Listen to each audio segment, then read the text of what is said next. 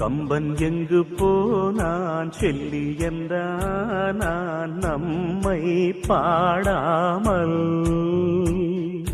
லைலா செத்து போனாள், மஜ்னு செத்து போனாள், நம்மை பாராமல். கண்ணீரே இல்லாத காதல் சூத்திரம், கண்டாமே கண்டாமே நாங்கள் மாத்திரம். இது ஒரு புதுமுறை, இதில் என்ன வரைமுறை, வருகிற தலைமுறை வணங்கட்டும் இருவரை. கம்பன் எங்கு போனான் செல்லி என்றான் நம்மை பாடாமல். கம்பன் எங்கு போனான் செல்லி என்றான் நம்மை பாட